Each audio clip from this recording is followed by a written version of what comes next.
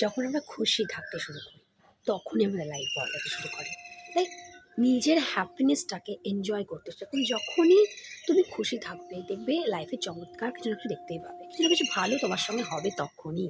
তাই ম্যানিফেস্টেশন যদি করতে চাও, ম্যানিফেস্ট যদি কিছু করতে চাও, তাহলে প্রথমে খুশি থাকতে হবে। প্রথমে প্র্যাকটিস করতে হবে সেলফ লাভ, এবং তার জন্য নিজের হ্যাপি থাকা সবচেয়ে আগে জরুরি। তোমার নিজের হ্যাপিনেসই তোমাকে লাইফের সব কিছু দেবে।